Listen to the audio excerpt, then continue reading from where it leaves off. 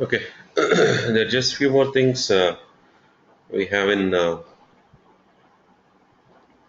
security concept. We have seen different kinds of privileges. Now we have these roles, built-in roles available. You create the roles and grant those roles to the users.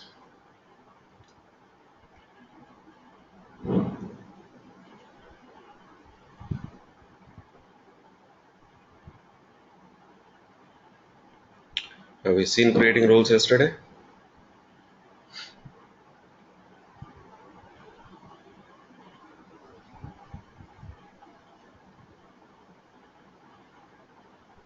Okay, apart from that, there are some security options here in case you want to set some password policies and all that.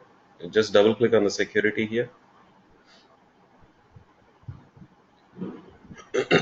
Here we have password policies.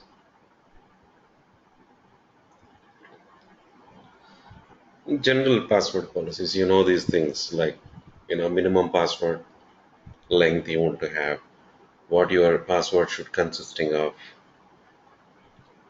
these kind of things. And apart from that, they also given an option for you to specify the password blacklist.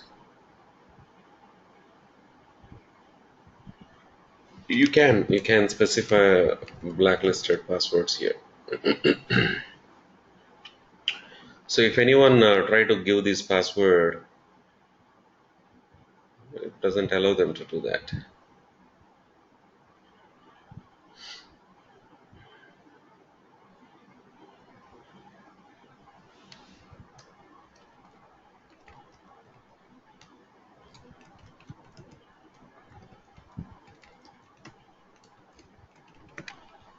See that.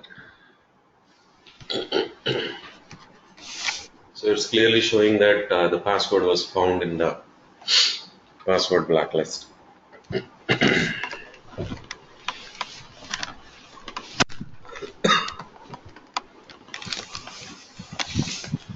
So like this, you can give password policies and all those kind of settings.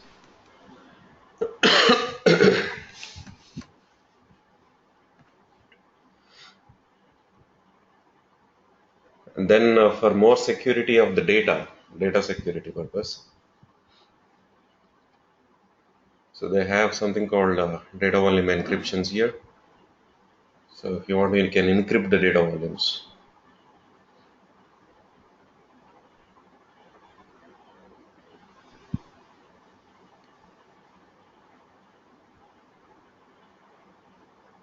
So that your data will be more secure. So if you want to do that, just check this checkbox and just click on this deploy.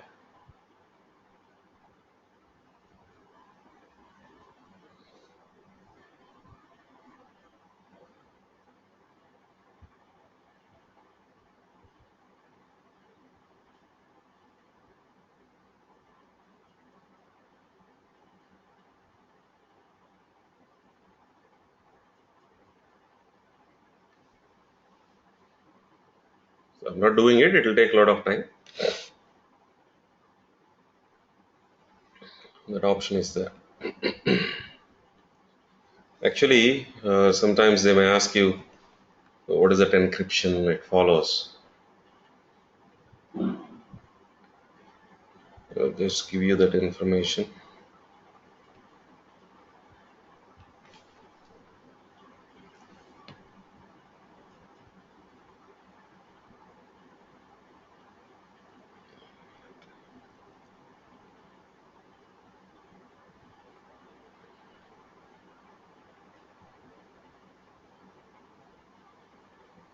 So look at this.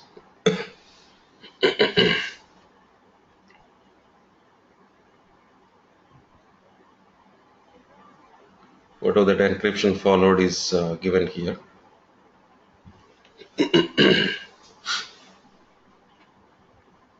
So that encryption algorithm would basically followed there. So that they mentioned. And the master key for this encryption is stored in the secure store file system.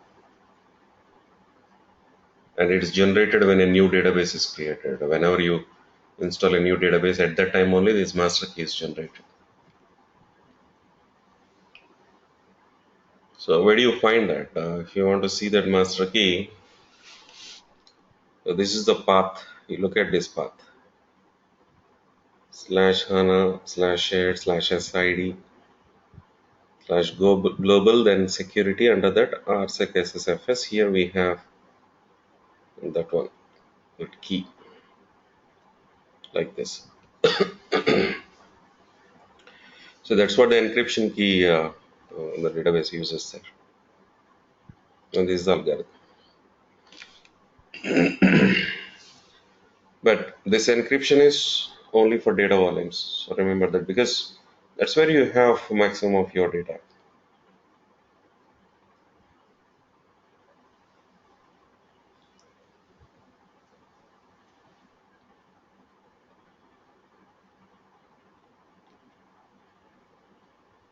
So that's another option you have.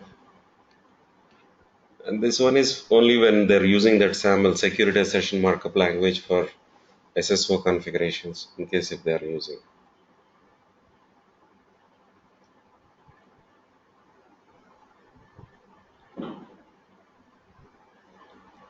So apart from that, there is also auditing facility available. Generally, they don't use these auditings. They'll have definitely separate auditing tools in all the big companies. But database level, there is also a facility for you auditing, because that's very much required, particularly power users, because it's a proven fact that most of these threats will be inside the intranet. 80 to 90% of the security breaches comes from inside the intranet. So that's why power users must be audited. So in case if you want to do that, here we have that facility.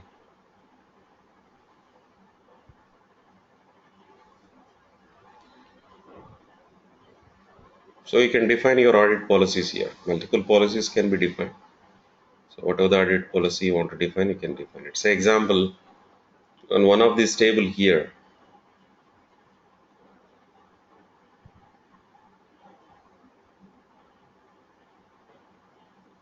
say in this B116 and SEH, there is a table,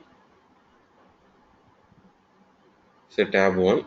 I want to give select privileges to one of the user, and he may try to do some other manipulations also, like he may try to delete the data. Even if he's successful also, you want to audit that kind of activity.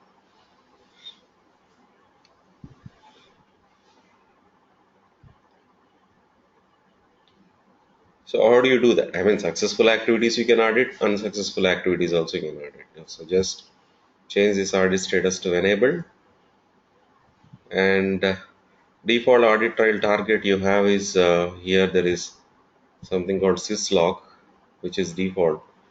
In your Linux system, there is a syslog available. There you have your audit information written. You can also write into CSV text file. If it's CSV text file, you need to give directory path here.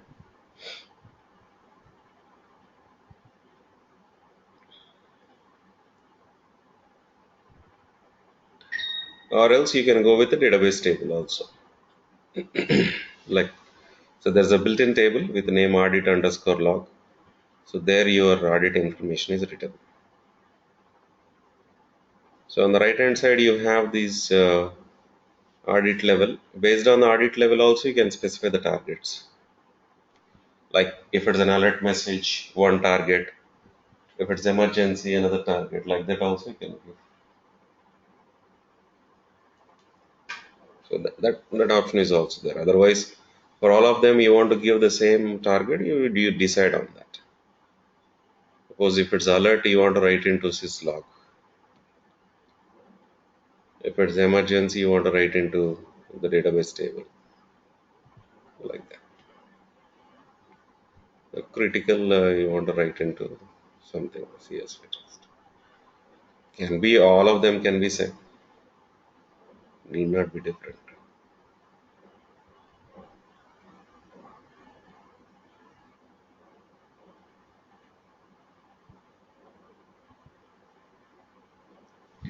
And now you define the policy, the audit policy.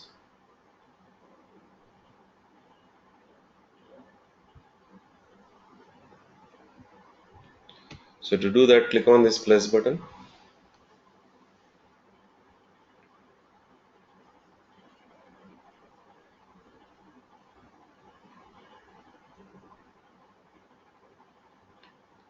And define the policy here.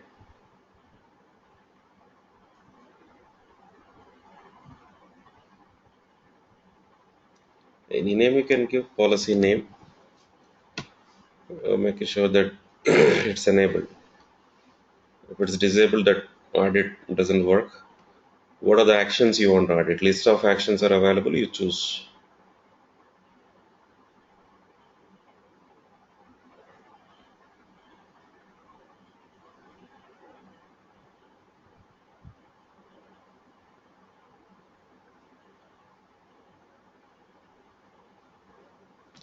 So example here I'm going with, let us see, manipulations. Here I'm just giving delete. So which situation you want to do this editing? Only one or both?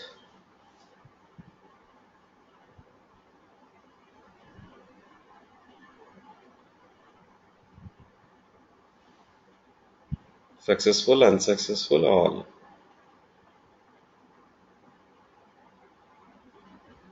So I'm taking all. And I'm considering this as a emergency situation. And any specific user, when he's trying to perform, you want to do that auditing. Let us see that one particular user will give. And for that user only, will give just only select privileges. Example, I'm giving it to user 1. All these will remove. Only just we are giving privilege on the tab 1. Tab 1 under B169 SEH. Only select I'm granting.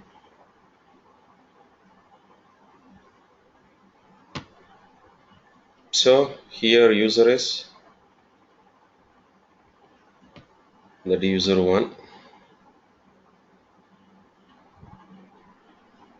Okay. And specifically target object also can. You just given delete here. It can be deleting data from any table or specific table. That also specifically you can mention.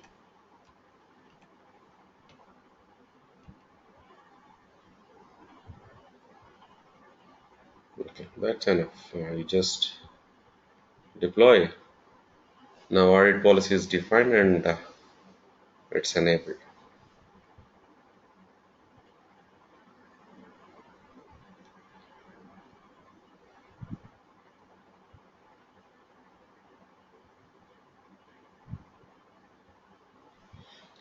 So let us test this. What actually happens? Whether that audit trial target database table into that audit information is written or not, we'll see. So for that, right click on this database, click on add system with a different user. So I'm just logging in with that user 1.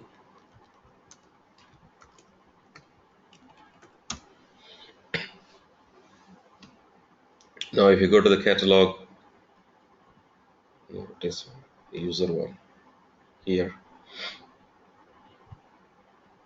You can see B169 SEH and you should find that tab 1. You can see the data for which he is having privileges. But now let us try this. He's trying to delete the data from this table.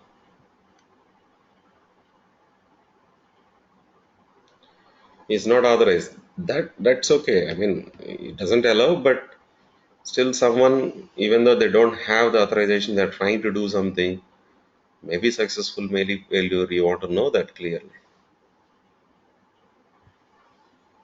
So now it's already audit is audit policy is enabled. Now you just open SQL console.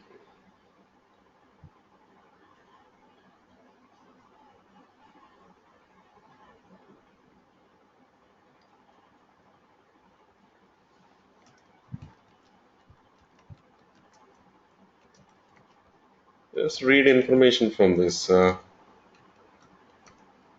audit underscore log.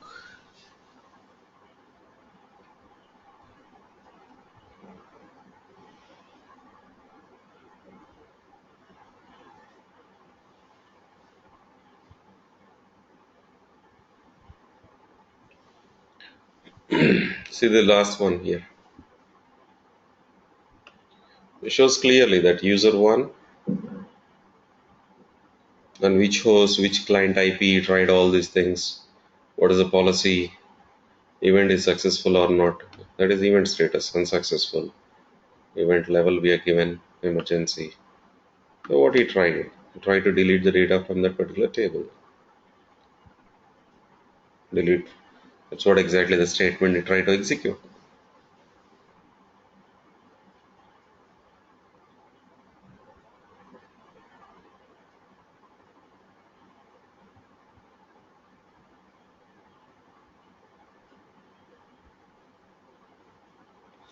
So that's how you can define the audit policies and audit the activities performed by these people. In case unauthorized activities they are doing and all that, you can find out. If you want to give successful because power users will give a lot of privileges. So they may try to misuse it so that you can avoid.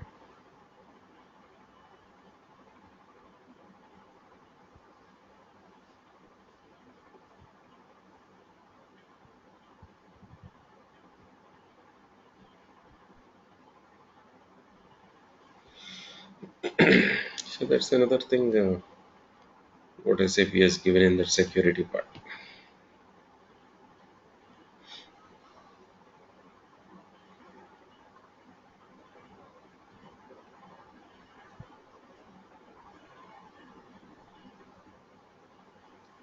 Okay, so that's what we have in security. Let us take next topic.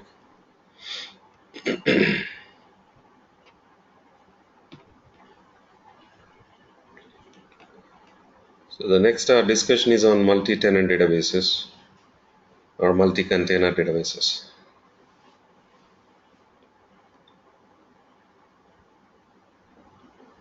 Call it as multi-tenant or multi-containers.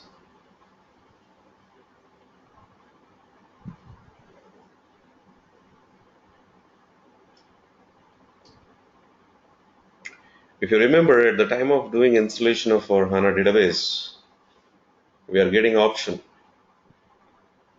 asking you, do you want to install single or multi-tenant? We are going with that single container concept. What is that significance of multi-tenant? Why SAP has given? Actually, that option, that concept was introduced from SPS 9. It was not there earlier, only from SPS 9. And the most important thing is from 2.0 SPS 2 onwards, not SPS 2, SPS 1 onwards, 2.0 SPS 1 onwards, default your database is installed as multi-tenant default. So that's why there won't be any option for you to choose like at the time of installation. There's nothing like choose single or multi like that. So there is a lot of significance for that multi-tenant going forward in the future.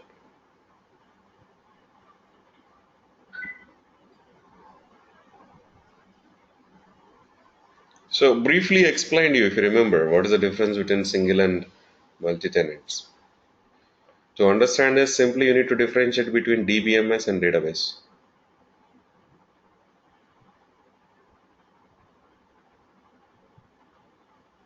So one DBMS managing one database is single container,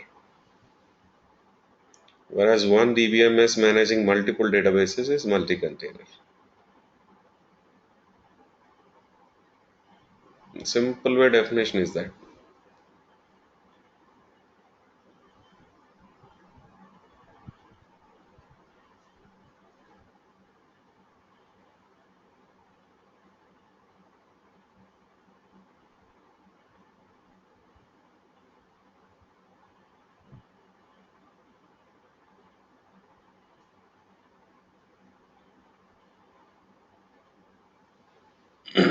Anyhow, why actually, what is the need of having these kind of concepts that you need to understand? So, to understand it, first of all, what are the deployment options we have that you need to know, and then it becomes easy for you to know the significance and usage of this multi-tenants. So, first, try to understand those things.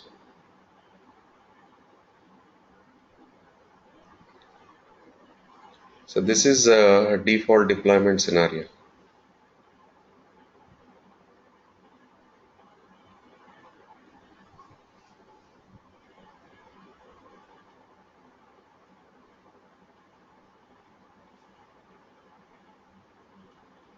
So, what is the default deployment scenario? We have one HANA box, HANA appliance. There is one operating system installed. That is OS you have. So you have a single host there, and that you install one database and use it for one application. Remember always, whenever an application is installed on top of HANA database, there is a schema created. So one host, that is one appliance, one host, one database, use it for one application. So here you look at the DBMS and database relation. One SAP HANA DBMS, one database, use it for one application. When you install that application, one schema is created.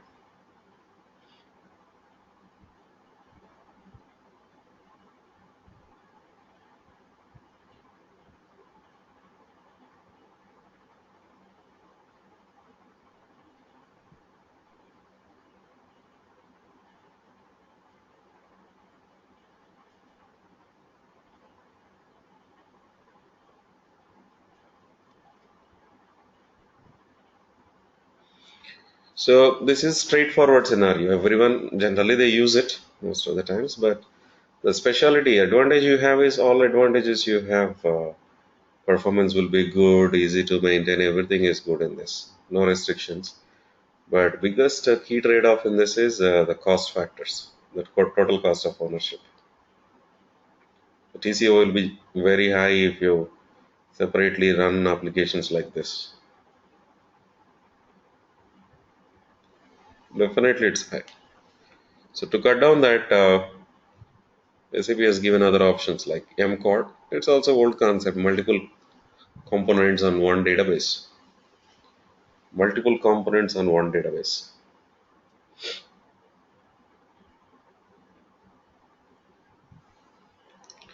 So you have one appliance, one host, one database.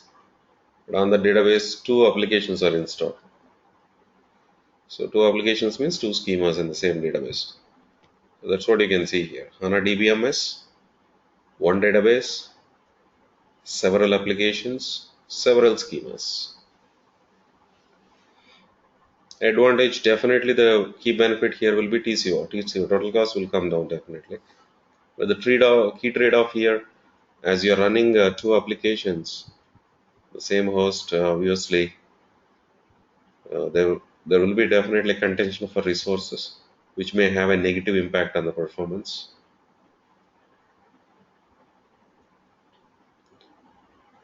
And apart from that, yeah, sizing, anyhow, you need to take care of. The DB recovery, database recovery. Suppose if anything goes wrong with application one,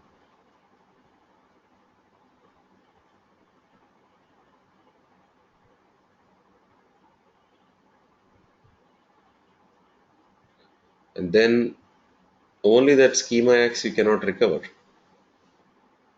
because recovery is performed at database level, not at schema level.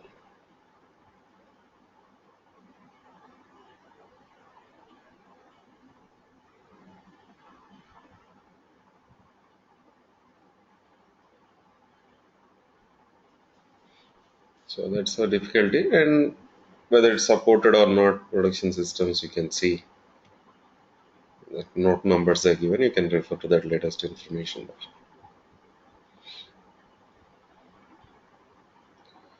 And another option we have is MCOS, multiple components, one system.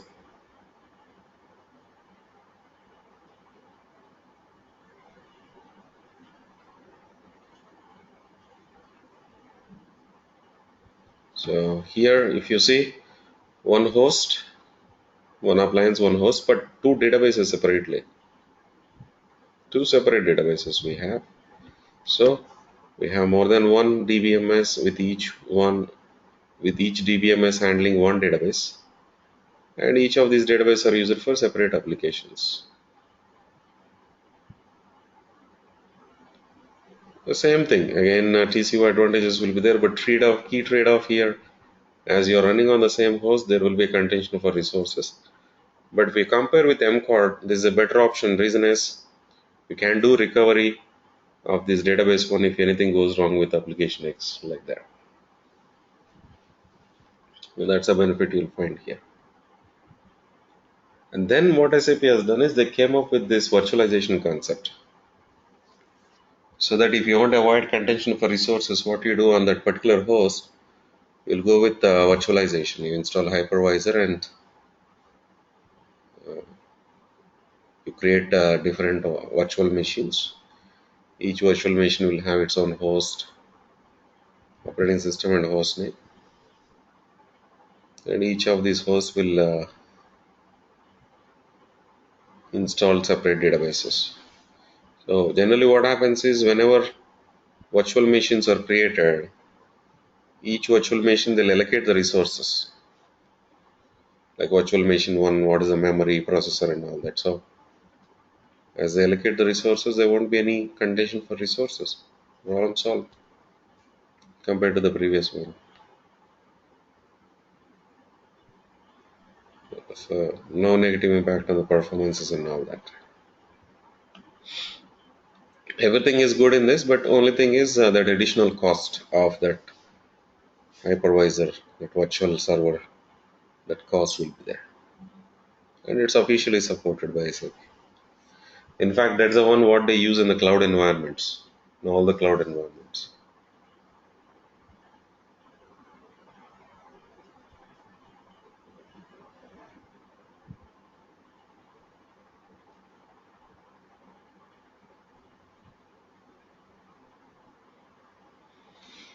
So now, then what SAP has done is to overcome all these problems without any additional licensing and all. So they came up with this multi-tenant concept. So multi-tenant is one DBMS, multiple databases. One DBMS, multiple databases, which can be used for different applications. So the DBMS, what I'm speaking about, that's what is nothing but system DB here. You see in this diagram.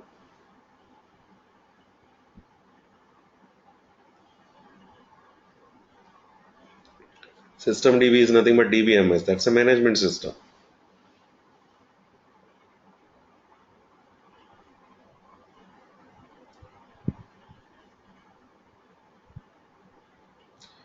Remember, that doesn't have an index server, so that you don't store the data in that system DB. It's just only a DBMS which manages these tenant databases. So in a tenant databases you create,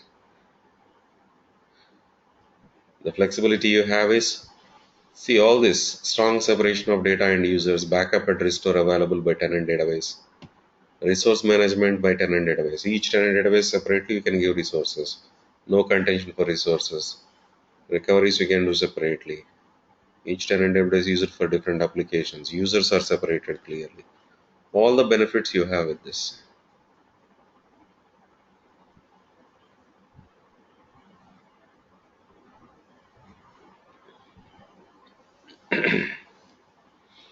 So that's why SAP is recommending use this one. There are two new versions, as I told you, 2.0 SPS2 onwards default having that multi-tenant.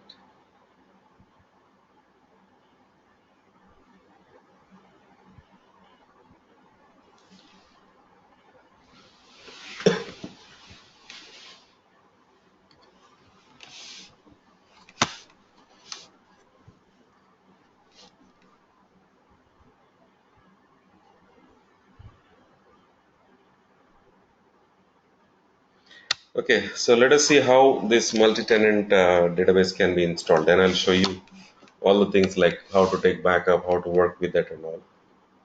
So first let us start the installation part.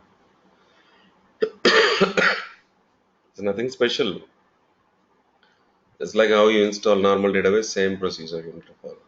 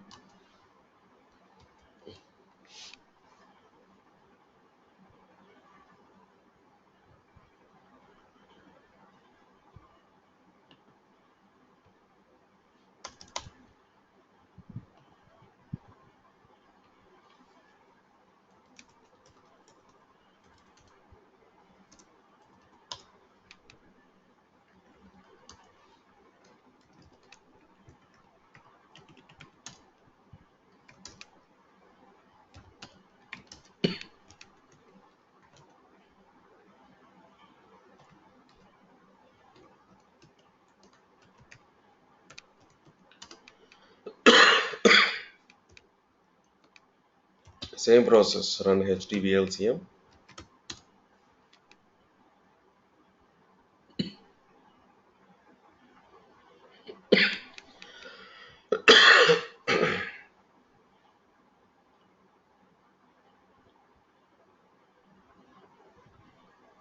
Installing new system.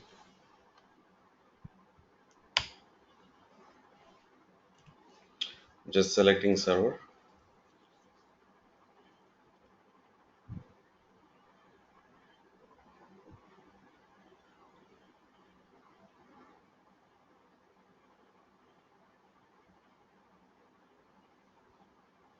Usual things, and you know that installation path.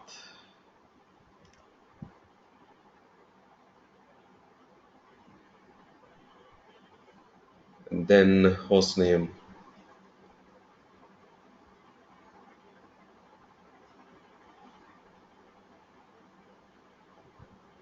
It's asking you want to have multiple hosts or not. SID, instance number.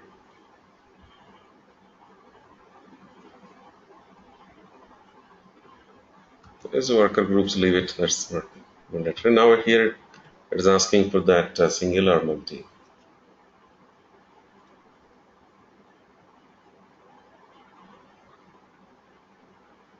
So I'm going with the multi containers here, multiple containers. So this is one thing which is a new option you can say from SPS 12 actually. Database isolation level. Earlier it used to be only low, but now we have high option also. Isolation level means earlier case was doesn't matter how many tenant databases you have. At the OS level, there is only one SID ADM user. OS level user is only one SID ADM. But database level, you want to have isolation. Like every tenant database, you want to have a separate database user. Then you need to go with isolation level high. Then you have option to have separate SID ADM users at the OS level for each and every tenant database. That's the purpose of that. So you choose whatever you want. Then other things are same like dev, test or production for which purpose you are using, data volume locations, log volume locations, memory restrictions. These all things are same.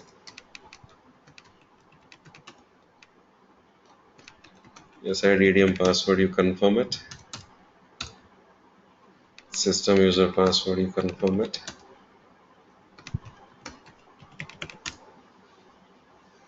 Reboot no. Start.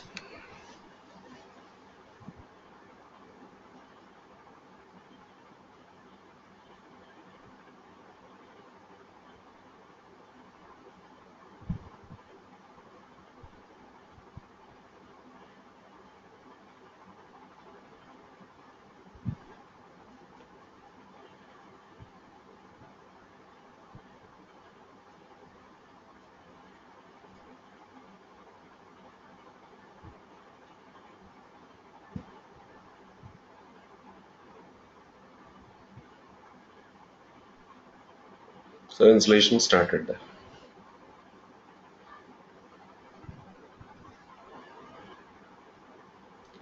The most important point what you need to understand here is what actually happening now is we are installing systemdb. Only systemdb is getting installed. So there's no concept of installing tenant databases. On tenant databases can be created, they cannot be installed. So first you need to have your systemdb installed. Then from that systemdb you will be able to create tenant databases using SQL statement we can do, using HANA cockpit we can do. So we have that facility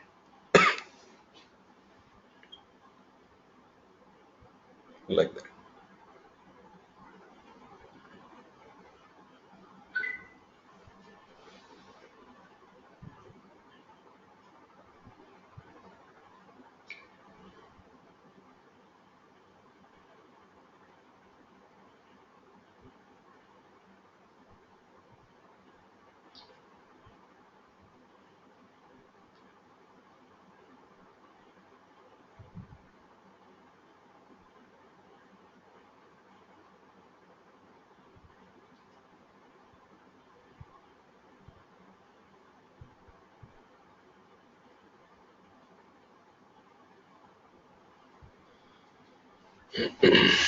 Yeah, you know that usually that will take 10 minutes around.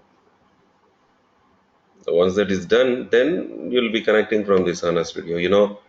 If it's a single container, directly you're connecting, but now we'll be using these multi-tenant options are there.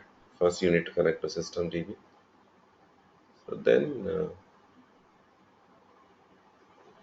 after creating tenant database,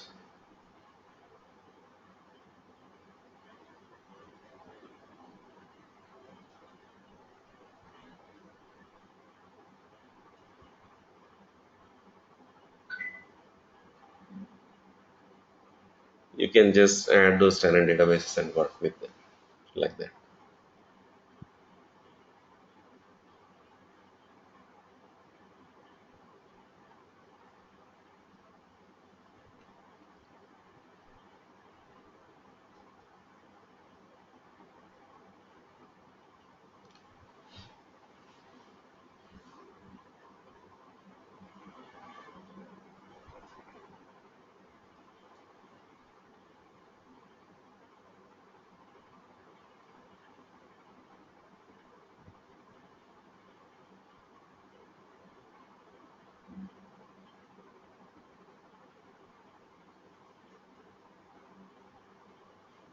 Another 2 3 minutes, it will be done. But one thing you see that services, if you observe, we don't have index server there. There's no index server.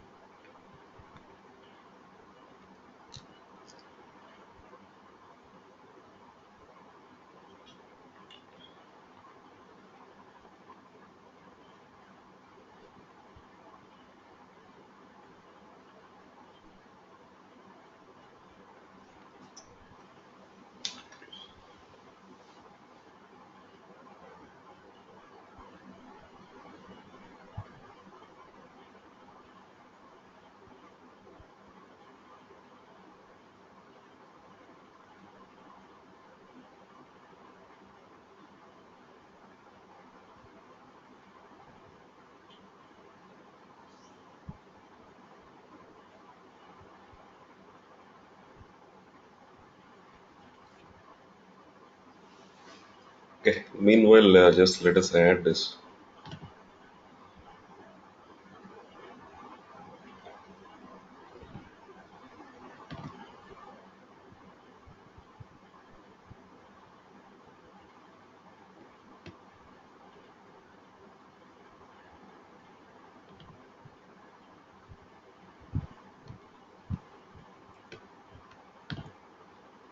Right click, add system.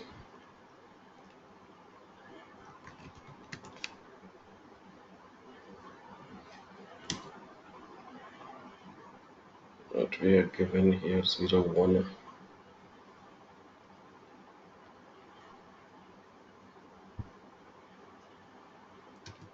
01.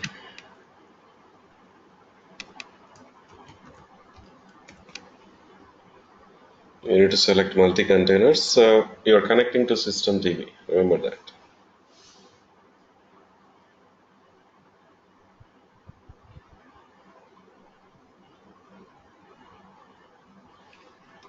Here also default user is system. Password.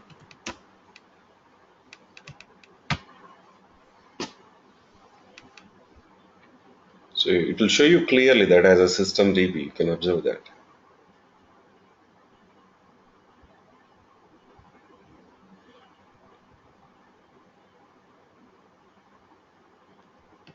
So it's done. Now just double click on that.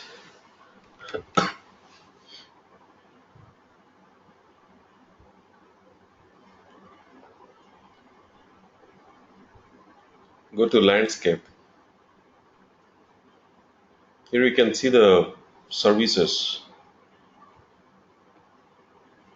You don't have index server there. Compile server, daemon, name server, preprocessor, web dispatcher, all these are there.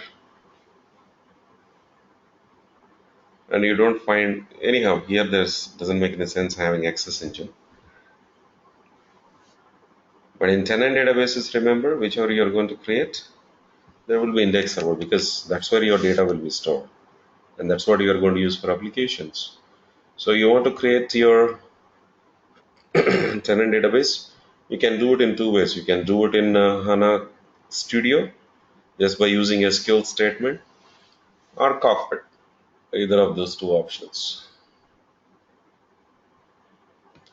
Okay, I'll just show you from Studio. Just right click and open console.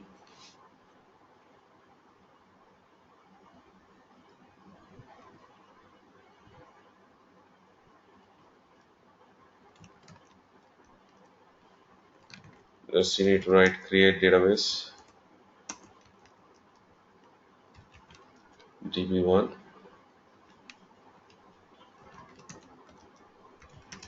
system user password, whatever the password you want to give.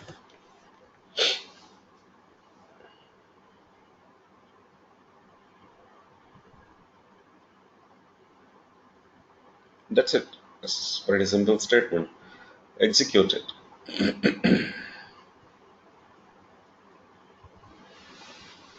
On the right bottom corner, processing is happening. You can see that actually creating this tenant database doesn't take much time, but not only just tenant database is created, it will start the tenant database. So that's starting obviously because you have all those services, it will take a little bit of time. This will take around a minute, 1.5 minute. Like.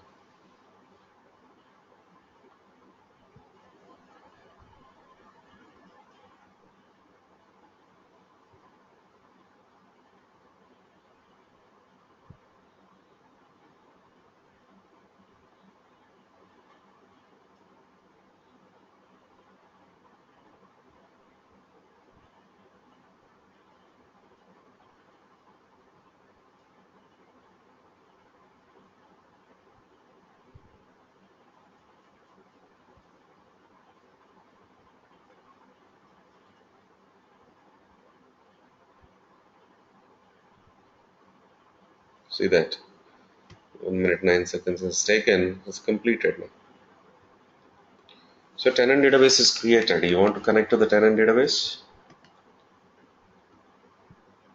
Just right click, same host name, instance number is same, multi-containers, tenant database. When you're connecting to tenant database, you need to give tenant database as ID there. Something like this. And even tenant database will have that system user ID, system user, and that password anyhow Just now when you have created, we are given that.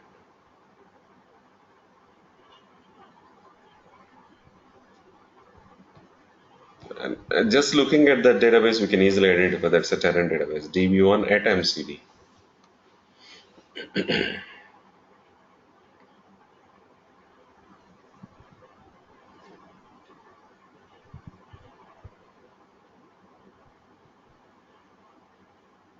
And if you look at this tenant database services, you find index server here.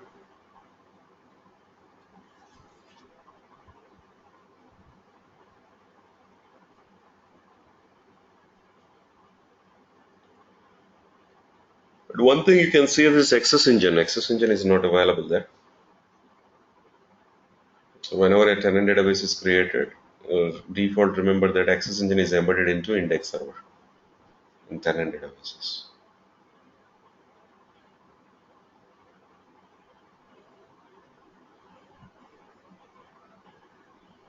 Access Engine is embedded into index server in tenant data. That's why you don't find Access Engine also here. That's the reason. So now you can use this DB1 as a normal database. It's not just DB1, you create DB2, DB3, depending on your requirements. Multiple tenant databases can be created. You don't have any restrictions. Same statement you can write. One more. But making sure that you have that sufficient memory, otherwise definitely you'll have a problem there.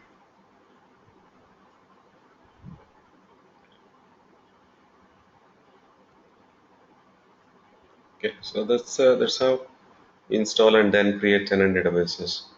So there are other things like you need to know how to take backups, how to do recoveries. I'll show you how to work with them. Backup recovery concepts. Then if you want to drop tenant databases and all that will do.